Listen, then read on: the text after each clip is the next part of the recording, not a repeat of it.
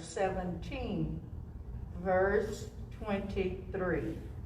Verse 23. As we move through chapter 17, as we progress forward in the book of Proverbs. Sister Gabby, will you read the 23rd verse, please? El impío toma soborno del seno para pervertir las sendas de la justicia. Okay. The wicked take secret bribes to pervert the course of justice. Okay. The wicked accept bribes, mine says, behind the back to pervert the ways of justice. Wolford and Zuck commentary says, this affirms the purpose of bribes. The purpose of bribes is to pervert, bend, twist justice. Judges who accept bribes secretly are wicked. They're guilty of wickedness. This is kind of ironic, or it is ironic, because judges should exercise justice, including punishing those that are guilty. Believer's Bible says on this particular verse, commentary, a wicked man accepts a bribe behind the back to influence the decision of the judge in his favor. The Enduring Word commentary says it's wrong to receive a bribe and illegal. And a bribe is an illegal and an unjust payment to get around the normal laws and the normal procedures. And it is used to buy favor from officials. This shows a fundamental corruption and lack of integrity in government. The corrupt official defies God, who has placed him over the community to protect the poor. Anytime someone is in office, God is the one that set up the system for the protection of the people. And anyone that accepts or uses a bribe to bend and corrupt the fundamental laws and principles of the land, they are going against God. Not just only going against the people, but they are defying the purpose that God has placed them there. He shows that he is conscious. If you know how to go behind and take a bribe, that shows you a conscience of the fact that you're doing wrong. He shows he is conscious of his guilt. He knows he's wrong by accepting the sly bribe, which is concealed from the public. Does he do it out in public? When he stands and makes all these promises, does he tell you what all he's getting back for doing this? No. He does it in private. He accepts the bribe and he conceals it from public scrutiny and scorn and shame. But one thing he forgets is not concealed from God. God sees and he knows. And God has a way of bringing it out, doesn't he? Oh, men talk in secret and they plan in secret, but God has a way of opening it up. When favor and a desired outcome depends upon bribe money and not fairness and righteousness, justice is twisted. Justice is corrupted. Justice is bent. No one should or can have confidence in the system of laws and ways of justice when bribery is going on. And people wonder why people don't trust the government. When it's corrupt, you have no confidence. Right. You have no confidence in the system when it's corrupt, when they say one thing and do something else. Does that make you confident in them? No. And they make promises, they say all these things, but you don't believe that because you've already experienced that they cannot be trusted. So therefore, no one can or should have confidence in the system of laws and way of justice when there's bribery and corruptness in it. Ellicott's commentary for English readers: a wicked man taketh a gift out of his bosom, or rather he receives it and puts it in his bosom. From the bosom, that terminology signified in ancient times a fold where you couldn't see, okay, in which the bribe was concealed. Does it just walk up to the one in charge and just hand him the money? No. Or hand him the promises? No, he doesn't do that. That shows there's a fold where the bribe could be concealed, and it was ready to be slipped into the one in charge, the judge, the lawyer, the president, the vice president, the prince, the king.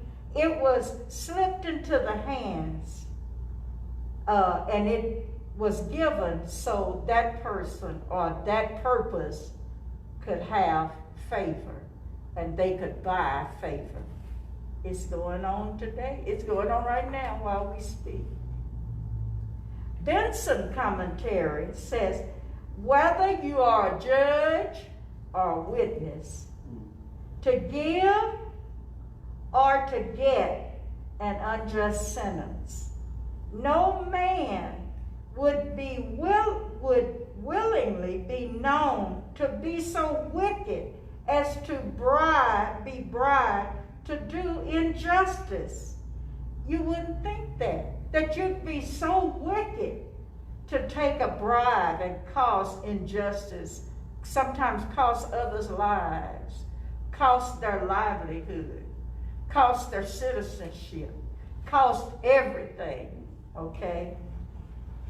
So wicked as to be bribed to do injustice. But there are too many, okay, that will suffer themselves to be secretly corrupted by presents, to give judgment or counsel contrary to the course of law and to the equity of law. Meaning, what's good for you is good for me. What's good for me is good for you. That's how it's supposed to be. It's not supposed to be, well, I hand you something, and it's okay for me, but it's not okay for you. That's not how it works. John Gill's expedition says, this bribe he takes in a most secret manner, that it might not be seen by others. It is true, both the giver and the receiver are wicked. The one doing the giving of the bribe, the one taking the bribe. They turn the course of justice, and they hinder justice from taking place. They are favoring a bad cause and pronouncing a wrong sentence. That's terrible. Many have died because someone knew that the person wasn't guilty, and they bribed an official, and the official killed. Don't you understand? God sees, and he's holding us responsible in countries, in cities, in states, in towns. Officials will have to answer to God, because God set up the laws of the land to protect those that were striving to do right and to punish those who were doing wrong. We got it flipped around. We're punishing those that's trying to do right and letting those that's doing wrong go. It's a dangerous thing, because you're going to have to give an account to God for that. Exodus 23. This is not something just made up. In the scriptures of the Old Testament, God had given instructions to Moses when Israel went out in the land, how they were supposed to be governed and govern themselves. Exodus 23, God says to Moses, you tell them, you instruct them, you shall take no bribe. For a bribe, what does it do? It blinds the discerning, and it perverts the words of righteousness. John MacArthur quoted on this: accepting a bribe contributes to the perversion of true justice. Haven't you seen shows and see where police stop somebody and they try to take you, say, you trying to bribe me? You could go to jail for that. But you know what? It's so crooked in the land now that I'll take it under the table. Deuteronomy 16:19 says, you shall not pervert justice. Deuteronomy 16:19. You shall not show partiality. This is not coming from Moses. This is what God told Moses to tell the people. You shall not show partiality, nor take a bribe. For a bribe blinds the eyes of the wise and twists the words of the righteous. That's what God said. Judges, officials, kings, president, princes, leaders, those in supervisory positions must be honest, righteous, and impartial. That's what God said. They should not accept a bribe, because a bribe makes a man incapable of judging fairly. That's what's happening. Then we wonder why there's an uproar. Why is there are coups? There are nations that they storm the government. There's no fairness. There's no justice. The rich get richer and the poor get poor. Is that fair? No, it is not. No, it is not. And that's not God's intent. That's not how it was to be. Isaiah 1, chapter 1, verse 23 says, about what God said about Israel, your princes are rebellious and companions of thieves. Everyone loves bribes and follows after rewards. They do not defend the fatherless, nor does the cause of the widow come before them. Anytime a country, a city, a state, a town that will misuse the fatherless, the orphans, and the take from the widows, they going down. It's going to implode. It's going to come apart from the inside out. Mm-hmm. That government is not going to stand like that. It's not. Because it's against what God said. Believers' Bible says, Jerusalem is no longer a city of faithfulness. God called them together to be a light. Y'all better hear this. This applies to us as well.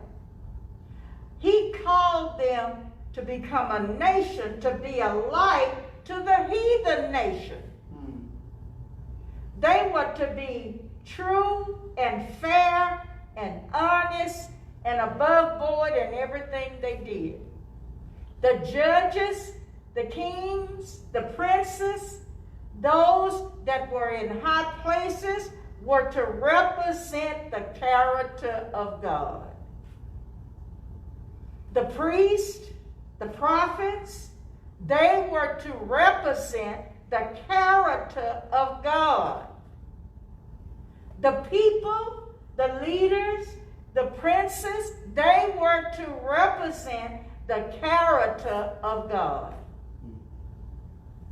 Jerusalem became a city was supposed to be a city of faithfulness, but they became a city of faithlessness. They were to be a city of justice and righteousness, but they became unjust and unrighteous. And God led them into captivity.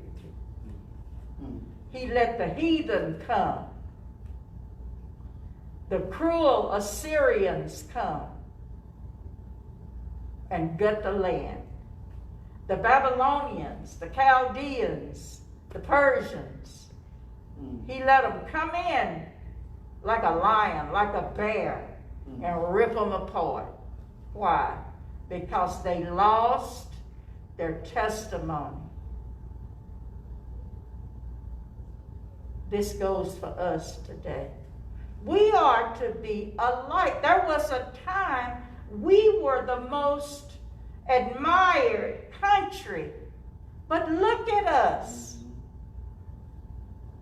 We are unfaithful, unjust, cruel, full of bribery, dishonesty in high places, and God is not pleased.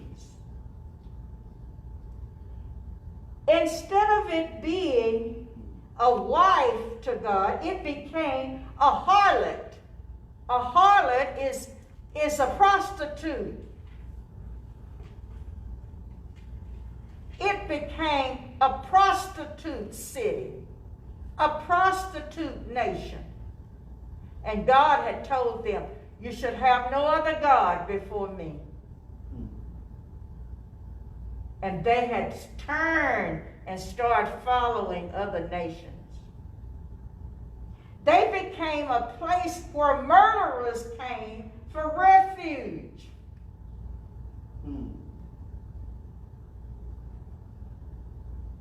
The best things about Jerusalem have become corrupted. Look at where we live in now. Look at how it is now. Even the church of God has become corrupted. There was a time you could leave your children at the church building knowing they would be cared for. Can you do that now? No. There was a time you could go in and sit and talk with different ones about issues. Can you do that now? Why? We've become corrupted. We've been bribed by the enemy. Get stuff that the enemy is bribing us. Remember how he told Jesus? Come up here and look. I'll give you all of this if you bow down. But that's what he's doing to us now. Look, get Jesus and get a bigger house, bigger car, bigger place, bigger church, more of this, more of that. And we just zoom, go right back. And we've lost our faithfulness. Israel, Jerusalem, lost its best things. Its best things became corrupted. Its princes became scoundrels. You couldn't trust them. You couldn't leave anything. The widow couldn't trust them. They were smooth talkers. They'd come in and take advantage. They were scoundrels. Bribery and injustice was everywhere. Well, who are we talking about? Is it Jerusalem or America? Injustice and bribery are everywhere. Even in the house of God. Do we think God's going to let us buy and he didn't let his own people buy? He said judgment is going to begin where? At the house of God. He's going to start with us first. Why? Because we are his. We're supposed to belong to him. We are supposed to represent him. We are supposed to be a light. And a light doesn't hide under a bushel. It's sitting up where it gives guidance to others. Even as believers, we are supposed to be a light. Don't be bribed. Don't be pulled in by people telling you this, you that, and it's not that bad, and don't say this, and don't fall into that trap. Don't get hooked into that. Your light begins to flicker.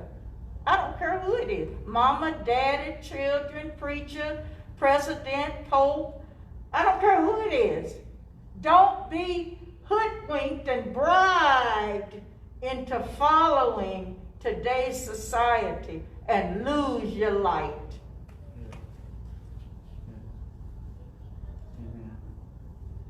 Let your light so shine that men may see the good works and glorify who? You? No. You glorify God. Don't even listen to yourself.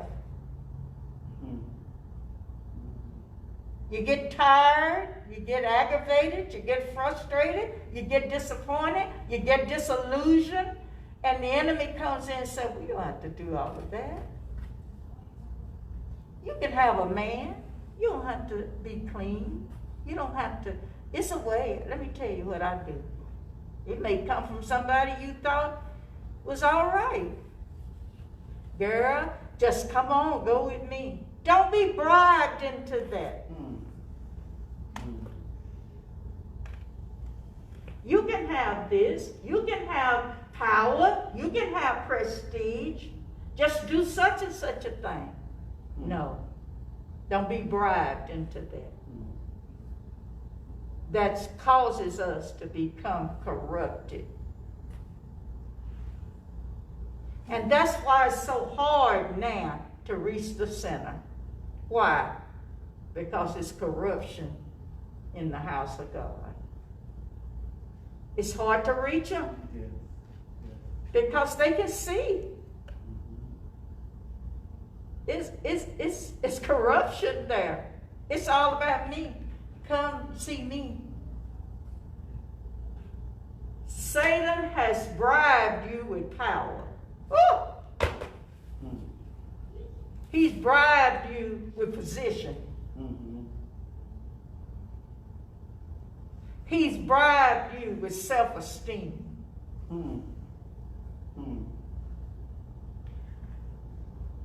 And so, here we go. And then the sinner can't come in. We ain't going in, and we're not letting them in either. That's what Jesus said. You won't take it, and you keep them from taking it. You keep them from coming in. No matter, don't be bribed by being soothed and pampered and sweet talking, and you're just you're just too hard. You're just too set. You need to give a little. You need to calm down. Don't be bribed by that. Don't be bribed by that.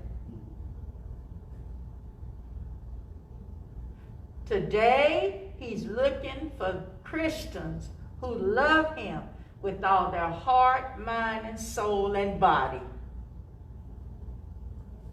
Don't be bribed by the trinkets of the enemy.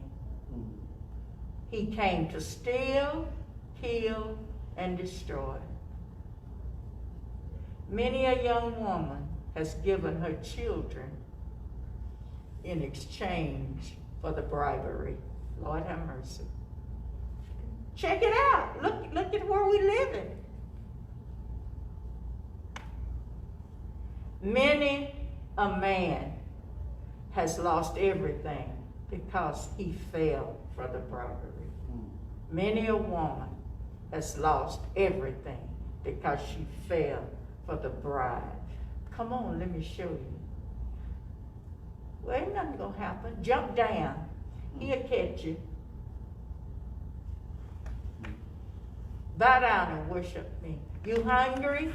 Oh, he loves to come when you're hungry. Come on, what you talking about, teacher? When you're lonely and you're frustrated, he loves to come and bribe you then, because you're in a weak state. Just come on, do this. You that old and you ain't got nobody?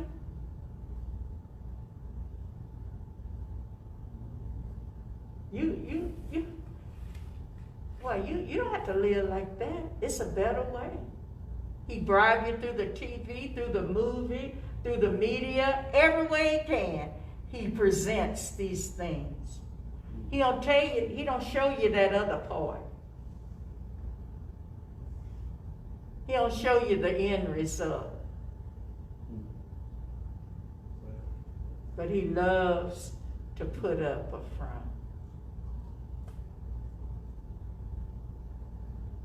Oh, what a wonderful lesson today.